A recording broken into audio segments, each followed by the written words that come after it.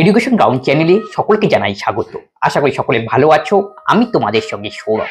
আজকে আমরা বায়োলজির একটি অন্যতম গুরুত্বপূর্ণ টপিক সেল নিয়ে আলোচনা করব। পূর্বে ক্লাসে আমরা সেলের পার্ট 1 নিয়ে আলোচনা করি, সেখানে আমরা বেসিক কিছু আলোচনা করেছি কোষ নিয়ে। আজকে কোষের পার্ট 2 আসবে এবং সেখানে আমরা কোষের বিভিন্ন কোষ অঙ্গাণু, কোষ পর্দা, কোষ প্রাচীর সংক্রান্ত বিভিন্ন বিষয় নিয়ে আজকে আলোচনা করব।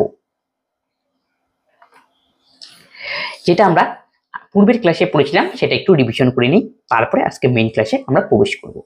পূর্বে আমরা কোষ নিয়ে বেসিক ধারণা নিয়েছি। তাহলে কোষ কি? কোষ হলো আমাদের দেহের গঠনগত ও কার্যগত একক। এই হলো কোষ। কোষ দিয়েই আমাদের দেহ তৈরি হয়েছে। তাহলে কোষ সংক্রান্ত প্রথম আবিষ্কার করেছিলেন কে? বিজ্ঞানী রবার্ট হুক। তিনি কি সেল থেকে আবিষ্কার করেছেন? মৃত কোষ আবিষ্কার করেছিলেন। আর ওক গাছের ছাল থেকে তিনি এই কোষ প্রথম পর্যবেক্ষণ করেন। আর তিনি যে কোষ, সেল, এই যে টার্ম, এই টার্মটাও তিনি দিয়েছিলেন। তাহলে সেল নামটা কে দিয়েছিলেন? বিজ্ঞানী রবার্ট হুক।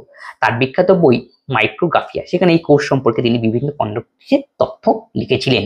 আশা করি বোঝা গেল। এবার দেখো, কোষ তো গেল, তিনি তাহলে মৃত কোষকে আবিষ্কার করেছিলেন রবার্ট হুক। এখন তোমাকে প্রশ্ন আসবে, জীবন্ত কোষকে আবিষ্কার করেছিলেন? জীবন্ত কোষ আবিষ্কার অ্যান্টনিও ভি লিউয়েন হুক। তিনি পন্স বা স্পাইরোগাইয়ের থেকে অ্যান্টনিও লিউয়েন হুক, এটা একটু বানানটা ভুল হয়েছে, লিউয়েন হুক হবে এটা, Leeuwen hook. Antonio V Leeuwen hook তিনি প্রথম জীবিত কোষ আবিষ্কার করেছেন। আর মৃত কোষ যদি পরীক্ষায় বলে, অ্যান্সার রবার্ট হুক। এবং মৃত কোষ বললে, প্রথম মৃত কোষ বললে হবে রবার্ট হুক, আর প্রথম জীবিত কোষ বলে অ্যান্টনিও ভি লিউয়েন হুক। তিনি জীবিত কোষ আবিষ্কার করেন। জীবিত কোষটা আবিষ্কার করেছিলেন, সেটা কোথা থেকে আবিষ্কার করেন? পন্স যে রয়েছে, পন্ড থেকে যে স্পাইরোগাইডা পাওয়া যায়, এক ধরনের অ্যালগি, শৈবাল, সেখান থেকে তিনি প্রথম জীবিত কোষ আবিষ্কার করেছিলেন। কোষ সংক্রান্ত বিভিন্ন বিজ্ঞানী থিওরি দিয়েছিলেন, যেমন বিজ্ঞানী সেলডেন এবং সোয়ান। তিনি সেল থিওরিতে বলেছিলেন সমস্ত জীব কোষ দিয়ে তৈরি হয় এবং কোষই হলো জীবদেহ গঠনের গঠনগত ও কার্যগত একক। তাহলে সেল থিওরি দিয়েছিলেন বিজ্ঞানী সেলডেন এবং সোয়ান। আর সেলডেন মেনলি কাজ করেছিলেন কি? প্লান্টের উপরে, আর সোয়ান কাজ করেছিলেন এনিমেলের উপরে। আশা করি বোঝা গেল সেল থিওরি। এবং এই সেল থিওরিটাকে আরেকটু মডিফিকেশন করেছিলেন বিজ্ঞানী রুডলফ এবং ভার্চু। তিনি বলেছিলেন এটাকে কোষ সম্পর্কে আরো একটু নিয়ে গবেষণা করে সমস্ত কোষ পূর্বে অস্থিয়মান কোনো কোষ থেকে, তিনি একটু ভালো করে একটা বলেন বিজ্ঞানী রুডলফ, তিনি বলেন সমস্ত কোষ পূর্বে কোনো না কোনো কোষ থেকে সৃষ্টি হয়েছে। তার মানে কি? এই যে একটা কোষ রয়েছে, এই কোষ থেকে আরেকটা কোষ কিভাবে সৃষ্টি হয়? মনে করো আমাদের লক্ষ কোষ ক্রমাগত সৃষ্টি হচ্ছে, ধ্বংস হচ্ছে, এই পূর্বে একটি কোষ থেকে আরেকটি কোষই সৃষ্টি হয়। তার কিসের সাহায্যে? কোষ বিভাজনের মাধ্যমে। এইটাই তিনি ব্যাখ্যা দিয়েছিলেন রুডলফ ভার্চু। আশা করি কোষ সম্পর্কে বেশি একটু ধারণা নিয়ে নিলাম। আর যারা পূর্বের আজকের ক্লাসটাতে করছো, আর আজকের ক্লাসটা যে আগের ক্লাসটি, যে প্রথম ক্লাসটি ছিল, সেটা কোন, সেটা অবশ্যই করবে, তাহলে আরো একটু বেশি ডিটেলসে জানতে পারবে। নেক্সট, আজকে আমরা কোষ রিলেটেড প্রথম কোষ পর্দা এবং কোষ প্রাচীর নিয়ে আলোচনা করব।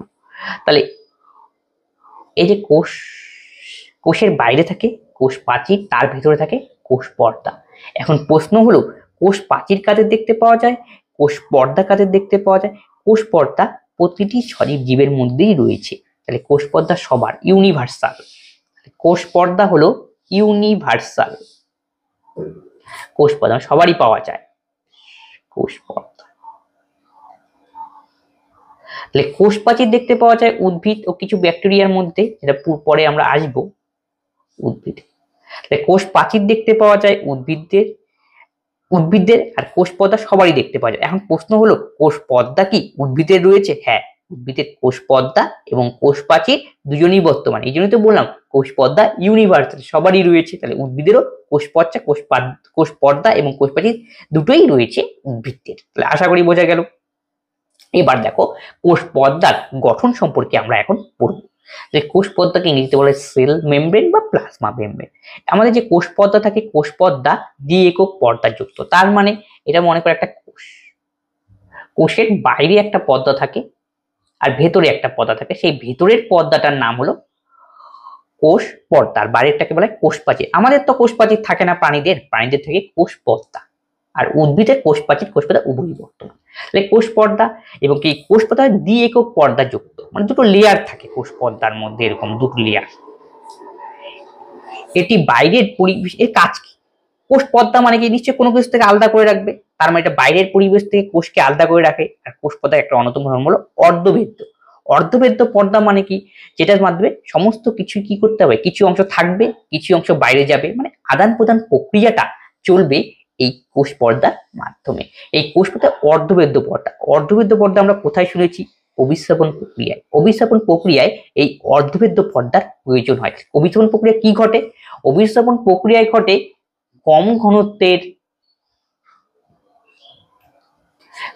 ঘনত্বের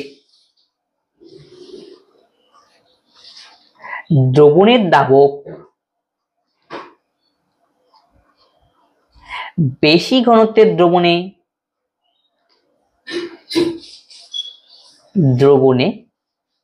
প্রবেশ করে।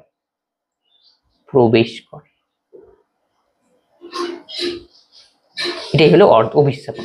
অভিস্রাবণ কি বলে?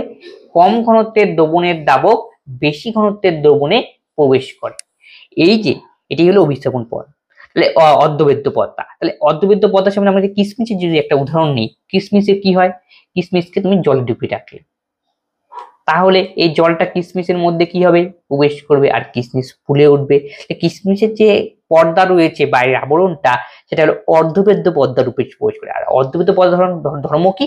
কম ঘনত্বের দ্রবণের দাবক বেশি ঘনত্বে প্রবেশ করবে। আর কিশমিশের ভিতরে যে ঘনত্ব, সেটা দ্রবণের ঘনত্ব বেশি ভিতরে কিশমিশের, আর জন্য বাইরের জলের ঘনত্ব কম, তাহলে বাইরের থেকে জল কি কিশমিশের মধ্যে প্রবেশ করে, দাবক প্রবেশ করবে। এই হলো কি অর্ধবেদ্য পর্দার কাজ। তার মানে কি অর্ধবেদ্য পর্দার কিছু অংশ কি আদান থাকবে, কিছু অংশ কি চলে যাবে, আদান প্রদান প্রক্রিয়া চলবে। এই অর্ধবেদ্য পর্দা লক্ষ্য করা যায় কোষ পর্দার মাধ্যমে। আর আমাদের কোষ পর্দা 3 ধরনের মেন জিনিস নিয়ে তৈরি হয়, সেটি হলো লিপিড, প্রোটিন এবং ফ্যাট। লিপিড মানে লিপিড, আর প্রোটিন আর কার্বোহাইড্রেট। লিপিড মানে তো ফ্যাট, আর কার্বোহাইড্রেট দিয়ে তৈরি হয় আমাদের কোষ পর্দা। লিপিড, প্রোটিন আর কার্বোহাইড্রেট। এই কোষ পর্দার মধ্যে একটু কোষ পর্দাকে যদি আমরা বিশ্লেষণ করি, ভালোভাবে পর্যবেক্ষণ করা যায়, তাহলে কোষ পর্দা একটা মডেল এই টাইপের দেখতে হয়। এই মডেলে যে ছবিটা দেখতে পাচ্ছ, এটাকে বলে ফ্লুইড মোজাইক মডেল। এই মডেলটা দিয়েছিল বিজ্ঞানী সিঙ্গার এবং নিকেলসন মডেল, দুজন বিজ্ঞানী মিলে তৈরি করেছিল। তাহলে এই মডেলটা কি বলে? এই মডেল থেকে পরীক্ষায় কোশ্চেন জিজ্ঞেস করে। এই মডেলে বলা হয়েছে যে কোষ পর্দা লিপিড, প্রোটিন এবং কার্বোহাইড্রেট দিয়ে তৈরি হয়। আর প্রোটিন মানে কি? এই যে লাল লাল কোশ্চেনগুলো দেখতে পাচ্ছ অনেকটা, এই যে এটা কালার, এই অংশটা হলো প্রোটিন। তার মানে কি কোষ পর্দার মধ্যে প্রোটিন পরিলক্ষিত হয়। এবং এ থাকে কার্বোহাইড্রেট, এই যে নীল নীল পোর্শন, এই নীল নীল পোর্শনটাকে বলা হয় কার্বোহাইড্রেট। তাহলে প্রোটিন আর কার্বোহাইড্রেট নিয়ে গঠিত হয় আমাদের কোষ পর্দা। আরেকটা থাকে ফসফোলিপিড স্তর নিয়ে গঠিত হয়, পিএলপি স্তর। এই যে এখানে থাকে পিএলপি স্তর, এই যে ফসফোলিপিড স্তর, এই যে ফসফোলিপিড স্তর। ফসফোলিপিড স্তরের মধ্যে দুটো জিনিস ব্যবহার করে দেখো এখানে দুটো ভিতরের পোর্শনে জুম করা যায়, দুটো অংশ দেখতে পাবো এরকম। তাহলে এই অংশটা যদি আমি ভালো করে এখানে ছবি আর্ট করে তোমাদের বোঝাই, তাহলে এরকম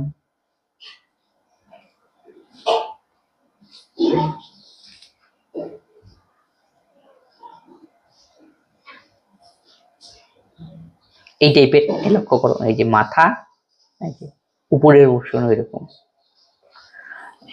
উপরের অংশটাকে বলা হয় হেডার, যেটা গোল পোর্শন, এটাকে বলা হয় হেডার। আর এই যেটাকে এটা বলে ফুটার।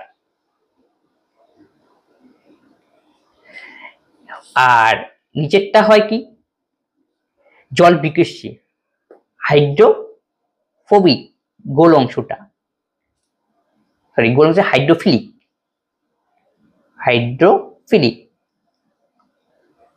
এই জন্য বাইরের অংশ থাকে হাইড্রোফিলিক, আর ভেতরের অংশ কি হাইড্রোফোবিক, ভয় পায় জল দেখে, জলের প্রতি কি আকর্ষণ নেই, জল বিকর্ষী।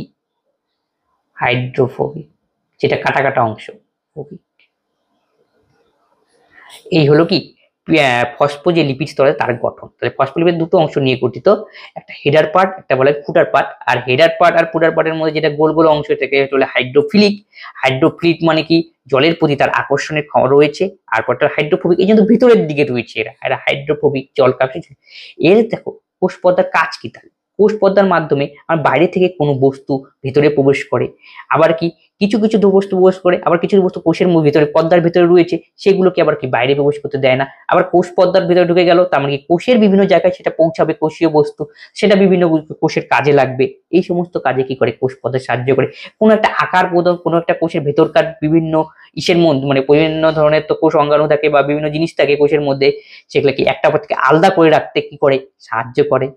এই হলো কি কোষ পর্দার কাজ। আশা করি বোঝা গেল কোষ পর্দা। এবার হলো কোষ প্রাচীর। কোষ প্রাচীর মানে কি? কোষ পর্দা ভেতরের অংশটাকে বলা হয় কোষ পর্দা, কোষ পর্দা, আর বাইরের অংশটাকে বলা হয় একদম গাঢ় নীলটা যেটা দেখতে পাচ্ছ সেটা হলো কোষ প্রাচীর। কোষ প্রাচীর কাদের দেখতে পাওয়া যায়? কিছু কিছু ছত্রাকদের দেখতে পাওয়া যায়, ব্যাকটেরিয়ার দেখতে পাওয়া যায়, উদ্ভিদদের দেখতে পাওয়া যায়। উদ্ভিদ।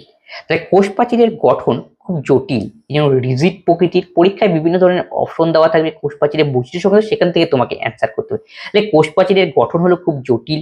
কোষ প্রাচীরের কাজ কি? কোষের যে একটা নির্দিষ্ট আকার রয়েছে সেই আকার প্রদান করতে সাহায্য করে এই প্রাচীর, এবং আর অন্যতম কাজ হলো যান্ত্রিক দৃঢ়তা প্রদান করা। তুমি কোষের উদ্ভিদের কোষ প্রাচীর বাইরে থাকে কোষ প্রাচীর, বাইরের আঘাত প্রত্যাঘাত থেকে কোষকে বাঁচাবে, তাহলে এটাই হলো কাজ। বাইরের অংশ থাকে মানে কি? বাইরের আকাশ থেকে বাঁচাবে, এটাই কোষ প্রাচীর। তারপরে কি? ভেদ্য। আগেরটা কি ছিল? কোষ পর্দা অর্ধভেদ্য, কিন্তু কোষ প্রাচীর ভেদ্য, মানে যে যত কিছু নিয়ে আছে সেখানের মধ্যে কি করতে পারে? প্রবেশ করতে পারে, আবার বাইরে বেরিয়ে যেতে পারে। তাহলে বোঝা গেল কোষ প্রাচীরের কাজ। এবং কোষ প্রাচীর গঠিত হয় সেলুলোজ নিয়ে, হেমিসেলুলোজ, পেকটিন, প্রোটিন এবং লিগনিন দিয়ে। এটা হলো কোষ প্রাচীর। পরীক্ষা আসবে কোষ প্রাচীর কি দিয়ে তৈরি হয়? অ্যান্সার হবে সেলুলোজ। কোষ পর্দা কি দিয়ে তৈরি হয়? ফসফোলিপিডের স্তর দিয়ে তৈরি হয়। কোষ পর্দার মধ্যে কি থাকে? কার্বোহাইড্রেট, প্রোটিন, লিপিড, এগুলো দেখতে পাওয়া যায় কোষ পর্দার মধ্যে। এখান থেকে তোমরা ডাইরেক্ট কোশ্চেন জিজ্ঞেস করবে যে কাদের কোষ প্রাচীরের নাম কি? যেমন ছত্রাকের কোষ প্রাচীরকে বলা হয় কাইটিন নির্মিত তৈরি হয়, কাইটিন দিয়ে তৈরি হয় ছত্রাকের কোষ প্রাচীর। ছত্রাকের কোষ প্রাচীর যদি বলে কি, অ্যান্সার হবে কাইটিন। আর ব্যাকটেরিয়ার কোষ প্রাচীর হলো পেপটাইডোগ্লাইকেন। এগুলো ব্যাকটেরিয়ার কোষ প্রাচীরকে বলা হয় পেপটাইডোগ্লাইকেন। পরীক্ষায় যে ব্যাকটেরিয়া কি কোষ প্রাচীর দেখতে পাওয়া যায়? হ্যাঁ, কোষ প্রাচীর নাম হলো পেপটাইডোগ্লাইকেন। শৈবালের হলো সেলুলোজ এবং গ্লাকটন। এবার সাইটোপ্লাজম। কোষের দেখতে পাচ্ছ, কোষের ছবি, যে কোষের মধ্যে ভেতরে যে অর্ধতরল পদার্থ থাকে সেটাকে বলে সাইটোপ্লাজম। সাইটোপ্লাজমের মধ্যে কি হয়? কোষের কোনো বস্তুকে এক জায়গা থেকে আরেক জায়গায় নিয়ে যেতে সাহায্য করে এই সাইটোপ্লাজম। আবার কোষের মধ্যে বিভিন্ন রাসায়নিক বিক্রিয়া সম্পাদিত করতে সাহায্য করে কি? সাইটোপ্লাজম। কোষের মধ্যে বিভিন্ন কোষ অঙ্গাণুগুলি নিউক্লিয়াস ভাসমান মধ্যে সেটাকে বজায় রাখতে সাহায্য করে সাইটোপ্লাজম। তাহলে সাইটোপ্লাজমের কাজ তোমরা বুঝতে পেলে। তাহলে সাইটোপ্লাজমের ধর্ম কি? সাইটোপ্লাজম হলো ফ্লুইড জাতীয় এক ধরনের অধতরল সজীব পোশাক যারা কোষের মধ্যে বর্তমান।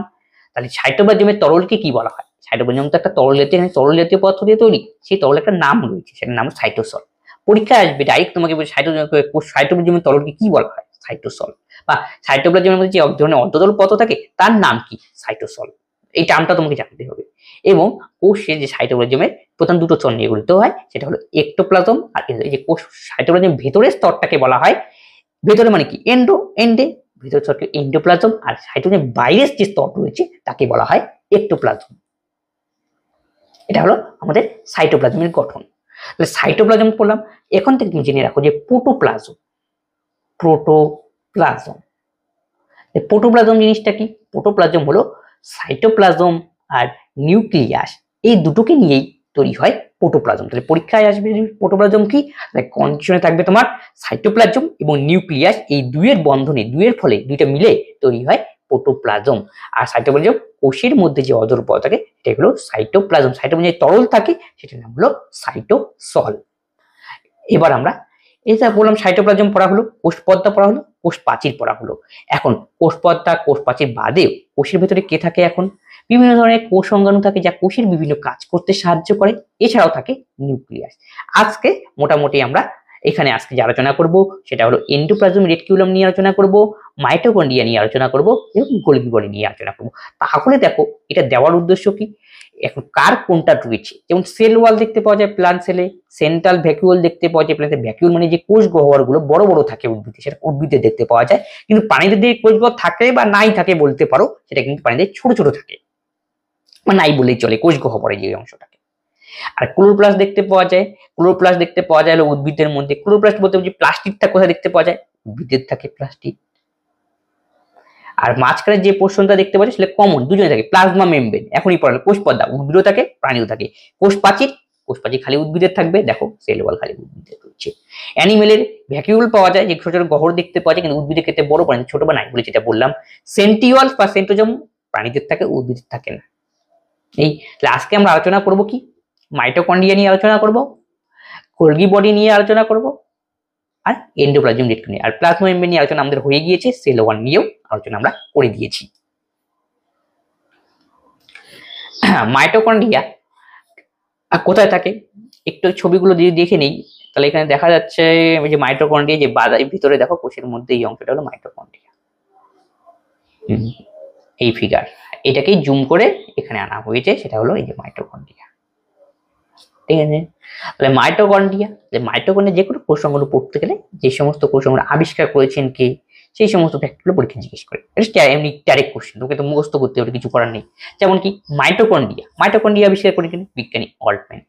মাইটোকন্ড্রিয়া আবিষ্কার করেছেন বিজ্ঞানী অল্টম্যান, কিন্তু তিনি যে নামটা দিয়েছিলেন তখন নাম বায়োব্লাস্ট। পরীক্ষা এখান থেকে কোশ্চেন জিজ্ঞেস করবে মাইটোকন্ড্রিয়ার প্রথম নাম কি ছিল, বায়োব্লাস্ট। কে এই নামটি করেছিল, বিজ্ঞানী অল্টম্যান। উল্টাবে কোশ্চেন জিজ্ঞেস করবে অল্টম্যান মাইটোকন্ড্রিয়া কি নাম দিয়েছিলেন, বায়োব্লাস্ট। কবে আবিষ্কৃত হয়েছিল, 1894। তাহলে বুঝলাম মাইটোকন্ড্রিয়ার পূর্বের নাম ছিল বায়োব্লাস্ট। তাহলে মাইটোকন্ড্রিয়া নামটা দিল কে, মাইটোকন্ড্রিয়া নামটা দিয়েছেন বিজ্ঞানী বেন্ডা। এবার আমরা মাইটোকন্ড্রিয়ার গঠন নিয়ে আলোচনা করব। মাইটোকন্ড্রিয়ার দ্বি একক পর্দা যুক্ত, মানে দুটো পর্দা থাকে কোষের মধ্যে। এই যে মাইটোকন্ড্রিয়ার মধ্যে এই দুটো পর্দার মাঝখানের স্থানকে বলা হয় পেরিমাইটোকন্ড্রিয়া স্থান। তাহলে মাইটোকন্ড্রিয়ার ভেতরে একটা পর্দা থাকবে এবং বাইরে একটা। তাহলে মাইটোকন্ড্রিয়া কয় একক পর্দা যুক্ত যদি পরীক্ষায় আসে, তাহলে আমরা বলবো দ্বি একক পর্দা যুক্ত, দ্বি একক। আর দুটো পর্দার মাঝখানে কি থাকে, এক ধরনের ফ্লুইড থাকে। সেই ফ্লুইডের নাম কি, মাইটোকন্ড্রিয়াল ফ্লুইড। বা দুটো মাঝখানে স্থানটার নাম কি, পেরিমাইটোকন্ড্রিয়াল স্থান বা পেরিকন্ড্রিয়াল প্লেস। আশা করি বোঝা গেল। তাহলে মাইটোকন্ড্রিয়ার মধ্যে কতগুলো আঙ্গুলের মতো প্রবর্ধক দেখতে পাওয়া যায়, তাকে কি বলা হয়, তাকে বলে ক্রিস্টি বা ক্রিস্টা। ঠিক আছে, এই যে আঙ্গুল, এটা কিভাবে তৈরি হয়েছে, মাইটোকন্ড্রিয়া যে অন্তঃপর্দা রয়েছে সেটা ভাঁজ পড়ে আঙ্গুলের মতো সৃষ্টি হয়েছে, তাকে বলা হয় ক্রিস্টি। আশা করি বোঝা গেল। এছাড়া মাইটোকন্ড্রিয়ার মধ্যে কি কি দেখতে পাওয়া যায়, ডিএনএ পাওয়া যায়, আরএনএ পাওয়া যায়। এবং মাইটোকন্ড্রিয়া যেহেতু নিজস্ব ডিএনএ রয়েছে, এই জন্য মাইটোকন্ড্রিয়াকে বলা হয় সেমি অটোনোমাস বডি। আবার এখান থেকে একটা জিনিস আমরা শিখে রাখো, নিউক্লিয়াসকে কোষের মস্তিষ্ক বলা হয়।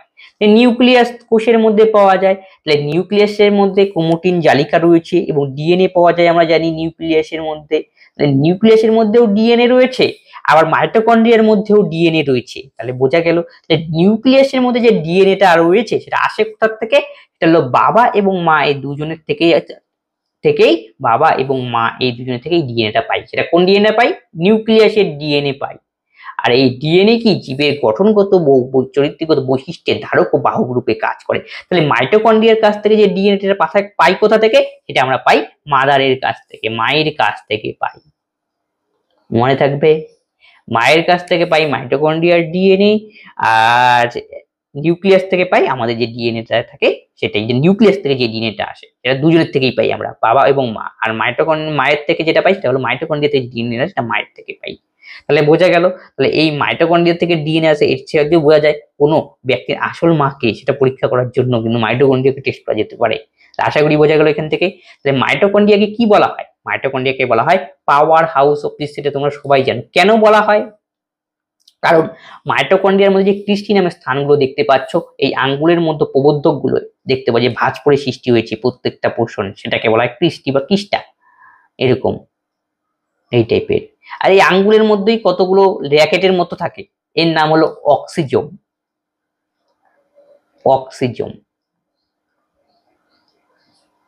তাহলে পরীক্ষা কেন্দ্রে জিজ্ঞেস করতে পারে অক্সিজোম কোথায় রয়েছে, অক্সিজোম কার পার্ট, তাহলে মাইটোকন্ড্রিয়ার পার্ট। তাহলে মাইটোকন্ড্রিয়া ক্রিস্টির মধ্যে আঙ্গুলের মতো অংশ রয়েছে, সেটা হলো কি আমাদের কি, তাকে বলা হয় অক্সিজোম। এই যে ক্রিস্টি রয়েছে, এখানেই যে গ্লুকোজ রয়েছে সেই গ্লুকোজ ভেঙে শক্তি উৎপন্ন হয়, গ্লুকোজ ভেঙে এনার্জি উৎপন্ন হয়। এই গ্লুকোজ ভেঙে এনার্জি উৎপন্ন হয়, এই প্রক্রিয়াটা কে বলা হয় ক্রেবস চক্র। তাহলে মাইটোকন্ড্রিয়ার মধ্যে ক্রেবস চক্র সম্পাদিত হয়। তাহলে ক্রেবস চক্র কি, কোষের গ্লুকোজ ভেঙে শক্তি উৎপন্ন করার প্রক্রিয়াই হলো ক্রেবস চক্র। তাহলে ক্রেবস চক্র কোথায় সম্পাদিত হয়, মাইটোকন্ড্রিয়ায় সম্পাদিত হয়। এটা তোমরা মনে রাখবে, ক্রেবস চক্র। তাহলে ক্রেবস চক্র হলো মাইটোকন্ড্রিয়ার মধ্যে দেখতে পাওয়া যায়। তাহলে ক্রেবস চক্রের সঙ্গে কি হয়, গ্লুকোজ ভেঙে এনার্জি তৈরি হয়, গ্লুকোজ ভেঙে এনার্জি। তাহলে এখনো গ্লুকোজ ভেঙে কতটুকু এনার্জি তৈরি হয়, আমরা জানি ওভারঅল এনার্জি তৈরি 37 অণু, তার মধ্যে 36 অণু এটিপি তৈরি হয় কোথা থেকে? এই মাইটোকন্ড্রিয়া থেকে। বাকি দুই অণু হয় সাইটোপ্লাজমের উপর থেকে, সেটা হয় গ্লাইকোসিস প্রক্রিয়া। তাহলে মাইটোকন্ড্রিয়া থেকে কত অণু এটিপি তৈরি হয়? 36 অণু এটিপি তৈরি হয় মাইটোকন্ড্রিয়া থেকে, আর 2 অণু এটিপি তৈরি হয় সাইটোপ্লাজমের থেকে। মাইটোকন্ড্রিয়া যে প্রক্রিয়া সেটার নাম কি? এর নাম হলো ক্রেবস চক্র। ক্রেবস চক্রে কি হয়? গ্লুকোজ ভেঙে শক্তি উৎপন্ন হয়, গ্লুকোজ ভেঙে শক্তি। এই শক্তি দিয়ে আমাদের কোষের বিভিন্ন কাজ চলে, এই জন্য মাইটোকন্ড্রিয়াকে বলা হয় power house of the cell. তাহলে বোঝা গেল। আর টোটাল আমাদের শক্তি কত হয়? 38 অণু এটিপি। এটিপির ফুল ফর্ম হলো অ্যাডিনোসিন ট্রাইফসফেট। অ্যাডিনোসিন ট্রাইফসফেট হলো এটিপির ফুল ফর্ম। আর মাইটোকন্ড্রিয়া কি চক্র দেখতে পাওয়া যায়? ক্রেবস চক্র। ক্রেবস চক্র। আর গ্লাইকোসিস কোথায় দেখতে পাওয়া যায়? সাইটোপ্লাজমের মধ্যে দেখতে পাওয়া যায়। যে এই ক্রেবস চক্রে কত অণু শক্তি উৎপন্ন হয়? 36। ওভারঅল কত অণু শক্তি উৎপন্ন হয়? 38 অণু এটিপি উৎপন্ন হয়। গ্লুকোজ ভেঙে এই এনার্জি উৎপন্ন হয়। এই জন্য মাইটোকন্ড্রিয়াকে কি বলা হয়? Power house of the cell. এছাড়াও মাইটোকন্ড্রিয়াকে বলা হয় cell in within a cell, মানে কোষের মধ্যে হয়, কোষের মধ্যেই থাকে একটা কি সেল, মানে অনেকটা গুরুত্বপূর্ণ। যে মাইটোকন্ড্রিয়া যে এনার্জিটা প্রডিউস হয়, সেই এনার্জি দিয়ে তো সব কাজ হয়, এই জন্য বলে cell in within a cell, এটাও বলা হয়। এবং আমাদের দেহে যে লোহিত রক্তকণিকা রয়েছে, লোহিত রক্তকণিকায় কিন্তু কোনো মাইটোকন্ড্রিয়া নেই। তাহলে এখান থেকে তোমাদের একবারে স্টেট লাইন কোশ্চেন মনে রাখবে, আমাদের কোথায় মাইটোকন্ড্রিয়া নেই? লোহিত রক্তকণিকা। এইটাই অপশন তোমাকে থাকবে। তাহলে আশা করি বোঝা গেল মাইটোকন্ড্রিয়ার কাজ কি।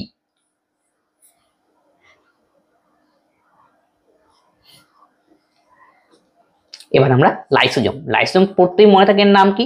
Suicide bag of the cell. Suicide bag of the cell, আত্মঘাতী থলি। আবার অ্যাটম বোমও নামে পরিচিত। পরীক্ষায় তোমরা এটা পড়ে গেলে, পরীক্ষা দেখলে অ্যাটম বোম কোন সংজ্ঞাকে দেওয়া হয়? অ্যান্সার হবে লাইসোজোমকে বলা হয় অ্যাটম বোম। আবিষ্কার করেছেন কে? ডি ডুভে 1955 খ্রিস্টাব্দে। লাইসোজোমের মেইন কাজ কি? আমাদের লাইসোজোম কি করে? হাইড্রোলাইটিক নামে একটা এনজাইম নিঃসরণ করে, হাইড্রোলাইটিক। এই হাইড্রোলাইটিক এনজাইমের পাওয়ার চমৎকার। হাইড্রোলাইটিক এনজাইম নির্গত করে দেয়, এমনকি যখন কি করে জীর্ণকোষ সেটাকে আক্রমণ করে, আর জীর্ণকোষকে সেটার সঙ্গে চুপসে গিয়ে জীর্ণকোষগুলো মায়ের ভোগে চলে যায়। এইভাবে জীর্ণকোষকে ধ্বংস করে। কিন্তু হাইড্রোলাইটিক এনজাইম ক্ষরণ করার জন্য অনেক সময় কন্ট্রোলের বাইরে চলে যায় লাইসোজোম। তাহলে প্রয়োজনে চলে না, একদম সমস্ত কিছুই একদম হাইড্রোলাইটিক যত আছে উৎসর্গ করে দেয়। এর ফলে কি হয়? কোষের মধ্যে থাকা যে নিজে থাকে সেই কোষকেও কি ধ্বংস করতে শুরু করে। এই জন্য লাইসোজোমকে বলা হয় suicide bag of the cell. তাহলে কি ধরনের এনজাইম নির্গত করে? Hydrolytic enzyme. এই হাইড্রোলাইটিক এনজাইমগুলো কে দরুন জীর্ণকোষকে ধ্বংস করে, এবং বিভিন্ন জীবাণু টিবাণু আক্রমণ যদি করে কোষের মধ্যে, সেটাকেও ধ্বংস করে। আর হাইড্রোলাইটিক এনজাইমটি অতিরিক্ত নিজেদের সমস্ত উৎসর্গ করে দেয়। এই যে অতিরিক্ত নিজের কি কন্ট্রোল থাকে না, আনকন্ট্রোলেবল হয়ে যায়, তখন কি নিজের কোষ অঙ্গাণুকে কি কোষকে ধ্বংস করতে শুরু করে। এই জন্য লাইসোজোমকে বলা হয় suicide bag of the cell. এই জন্য একে অ্যাটম বোমও বলা হয়। অ্যাটম বোম বলে কি? নিজে নিয়ে যাবে, হুট করে মারা যাবে, আর কোষের প্রস্তুতি নষ্ট হবে। এই atom bomb, suicide bag of the cell বা অ্যাটম বোম। লাইসোজোমের কাজ কি? লাইসোজোম কি গঠন কি? আগে পড়ি। লাইসোজোম বাইরে থেকে লাইপ প্রোটিন দ্বারা গঠিত এবং একক পর্দা। পর্দাগত একক। কিন্তু মাইটোকন্ড্রিয়া কথা ছিল দুটো পর্দা ছিল, অন্তঃপর্দা আর বহিঃপর্দা। তাহলে মাইটোকন্ড্রিয়ার কাজ একটা হজমে সাহায্য করতে আমাদের সাহায্য করে, এবং কি বিভিন্ন ধরনের ভাইরাস, ব্যাকটেরিয়া এবং জীর্ণকোষকে ধ্বংস করা হলো এর কাজ। অটোফেজি একটা প্রক্রিয়া, সেই প্রক্রিয়ার সাহায্যে কি করে? বিভিন্ন কোষ অঙ্গাণুকে ক্ষেত্রে লাইসোজোম উৎসেচক দ্বারা পাচিত করে। দেখো, কোষের মধ্যে কোষ হলো, কোষের মধ্যে বিভিন্ন কোষ অঙ্গাণু হলো, কোনো কাজ করতে করতে অনেক কোষ অঙ্গাণু কি হবে? অচল হয়ে পড়বে, কাজ করার ক্ষমতা করবে। তখন আর উৎসেচক তখন কি করবে? ফাঁক কোষের মধ্যে ঝামেলা সৃষ্টি করবে। লাইসোজোম করে তোমার এই কোষে থাকার দরকার নেই, তখন এই ধরনের উৎসেচক কি করে? নির্গমন করে কাটিং খাও বা ধ্বংস করে দেয়। এই ধ্বংস করতে করতে নিজেও শেষ। অটোলাইসিস, কোষের মৃত্যুর পর লাইসোজোমীয় উৎসেচক দ্বারা কোষের ধ্বংস করার ঘটনাকে বলে অটোলাইসিস। দেখো যে কোষের মৃত্যু বা কোনো একটা কোষ মরে গেল, তাহলে কি ঘোরাফেরা করছে, যেটা আমি বললাম এখনই, সেটাই অটোলাইসিস। আর অটোফেজি মানে কি? কোষ মধ্যে বিভিন্ন কোষের অনেক ক্ষেত্রে লাইসোজোম উৎসেচক দ্বারা পাচিত হয়, একে বলা হয় অটোফেজি।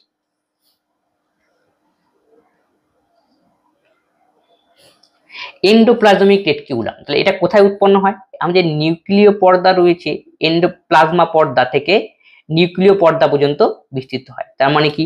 আমাদের নিউক্লিয়াসের মধ্যে স্মুথের নিউক্লিয় পর্দা, আর নিউক্লিয় পর্দা মানে কি নিউক্লিয়াসের মধ্যে থাকবে, আর প্লাজমা পর্দা মানে কি আমাদের কোষের মধ্যে থাকবে, এইটার মাঝখানে মাঝামাঝি স্থানে অবস্থান করে হলো এন্ডোপ্লাজমিক রেটিকুলাম। তাহলে নিউক্লিয় পর্দা আর হলো প্লাজমা পর্দা, এই দুইয়ের মাঝে অবস্থান করে হলো এন্ডোপ্লাজমিক রেটিকুলাম। দেখতে অনেকটা এরকম হিজিবিজি ফিরা। নিউক্লিয় পর্দা পর্যন্ত বিস্তৃত হয়, এটি একক পর্দা যুক্ত। প্লাজমা পর্দা থেকে উৎপন্ন হয়ে নিউক্লিয় পর্দা পর্যন্ত বিস্তৃত হয়। তাহলে প্লাজমা পর্দা নিউক্লিয় পর্দার মাঝখানে থাকে। প্লাজমা পর্দা মানে কোষের পর্দাটা, আর নিউক্লিয় পর্দা কোষের মধ্যে নিউক্লিয়াস থাকে, তার বাইরে যে পর্দা সেটা নিউক্লিয় পর্দা। আশা করি বোঝা গেল। এর উপাদান কি? এটি সিস্টারিন এবং টিউবিফিল এবং ভেসিকল এদের কি উপাদান রয়েছে।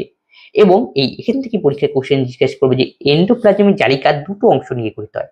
একটা হলো স্মুথ এন্ডোপ্লাজমিক রেটিকুলাম, এসিআর যা বললাম, আরেকটা হলো রাফ এন্ডোপ্লাজমিক রেটিকুলাম, আরেকটা হলো রাফ এন্ডোপ্লাজমিক রেটিকুলাম। স্মুথটাকে বলা হয় মসৃণ এন্ডোপ্লাজমিক রেটিকুলাম, রাফ মানে হলো অমসৃণ এন্ডোপ্লাজমিক রেটিকুলাম। তাহলে স্মুথ আর রাফ কেন হয়েছে? কারণ কি এন্ডোপ্লাজমিক রেটিকুলামের মধ্যে রাইবোজোম অবস্থান করে। তাহলে এন্ডোপ্লাজমীয় জালিকায় যে সমস্ত স্থানে রাইবোজোম অবস্থান করে সেটাকে বলা হয় রাফ এন্ডোপ্লাজমিক। গুটি গুটি দেখতে পাচ্ছ, এই গুটি গুটি স্থানগুলোই হলো রাফ এন্ডোপ্লাজমিক রেটিকুলাম। কারণ কি এইখানে রাইবোজোম অবস্থান করেছে। আর স্মুথ মানে কি যেখানে রাইবোজোম নেই। এই পোর্শনটা দেখো যে ফাঁপা নলের মতো দেখতে পাচ্ছ, এটা স্মুথ, এখানে কোনো গুটি গুটি স্থান নেই, এখানে তার মানে রাইবোজোম নেই, এটা হলো স্মুথ এন্ডোপ্লাজমিক রেটিকুলাম। আর এটা হলো রাফ। তাহলে রাফ আর স্মুথ কিসের উপর ভাগ করা হচ্ছে? Ribosome. Ribosome R for ribosome, ribosome যেখানে থাকবে সেটা হলো রাফ, আর স্মুথ থাকবে সেখানে রাইবোজোম নেই। তাহলে আশা করি বোঝা গেল। স্মুথ এন্ডোপ্লাজমিক রেটিকুলাম আর রাফ। তাহলে রাইবোজোমের কাজ কি? আমাদের রাইবোজোম কি করে? প্রোটিন সংশ্লেষে সাহায্য করে। তাহলে রাইবোজোমের কাজ এখানে প্রোটিন সংশ্লেষে সাহায্য করা। তাহলে এটা তাহলে রাফ এন্ডোপ্লাজমিক রেটিকুলামের কাজ কি? প্রোটিন সংশ্লেষে সাহায্য করে। তাহলে বোঝা গেল। তাহলে অমসৃণ মানে রাফ এন্ডোপ্লাজমিক রেটিকুলাম। তাহলে এর কাজ কি? রাফের কাজ হলো প্রোটিন সংশ্লেষে সাহায্য করা। কেন? কারণ কি এখানে তো রাইবোজোম অবস্থান করে, প্রোটিন সংশ্লেষে সাহায্য করে, সংশ্লেষে। তাহলে মসৃণ থাকে, তাহলে মসৃণের কাজ কি? তাহলে প্রোটিন বাদে আমাদের কি থাকবে? লিপিড জাতীয় যে রয়েছে, লিপিড, ফ্যাট, সেটা সংশ্লেষে সাহায্য করে হলো স্মুথ এন্ডোপ্লাজমিক রেটিকুলাম, সংশ্লেষে লিপিড এবং ফ্যাট। তাহলে আমাদের এন্ডোপ্লাজমিক দুটো ভাগ, একটা হলো স্মুথ এন্ডোপ্লাজমিক রেটিকুলাম, একটা রাফ। তাই রাফ ফর রাইবোজোম সেখানে অবস্থান থাকে, এই জন্য রাফ হয়েছে। তাই রাইবোজোমের কাজ কি? প্রোটিন সংশ্লেষ করা। তাই রাফ এন্ডোপ্লাজমিক রেটিকুলাম প্রোটিন সংশ্লেষে সাহায্য করে। স্মুথ এন্ডোপ্লাজমিক রেটিকুলাম তাহলে কি করবে? লিপিড এবং ফ্যাট সংশ্লেষে সাহায্য করবে। তাহলে বোঝা গেল। তাহলে কাজ কি? সাইটোপ্লাজমের কাঠামো একটা প্রদান করতে সাহায্য করে, প্রোটিন লিপিডে সংশ্লেষে সাহায্য করে। তাহলে লিপিডকে SER স্মুথ এন্ডোপ্লাজমিক, আর প্রোটিন RER। তাহলে নেক্সট কোশ্চেনটা যাই না, তবে আজকের ক্লাসে এই তো পর্যন্তই ছিল। বাকি সংখ্যাগুলো আমরা নেক্সট ক্লাসে আনবো। তোমরা নেক্সট ক্লাসের জন্য আমাদের প্লেলিস্টে গিয়ে দেখতে পারবে এবং আমাদের চ্যানেলটিকে তোমরা সাবস্ক্রাইব করে রাখো, তাহলে অটোমেটিক তোমাদের চ্যানেলে তোমাদের যে মোবাইল রয়েছে সেখানে নোটিফিকেশন চলে যাবে, তারপরে তোমরা আমাদের ক্লাসগুলি আস্তে আস্তে পেতে থাকবে। এগুলো আমাদের প্লেলিস্টে দেওয়া থাকবে সেখানে। এছাড়াও আমরা আজকে বায়োলজি ছাড়াও আমরা একাধিক ক্লাস করেছি, পিপিএসসি এর করানো হয়েছে, আরআরবি, ইন্টারভিউ গুলো, সেই ক্লাসগুলি তোমরা করতে পারো। আশা করি সেই ক্লাসগুলি তোমাদের আসন্ন পরীক্ষার জন্য হেল্পফুল হবে। তবে আজকে ক্লাস আমরা এখানেই শেষ করছি, পরবর্তী ভিডিওতে আবার দেখা হচ্ছে। ধন্যবাদ।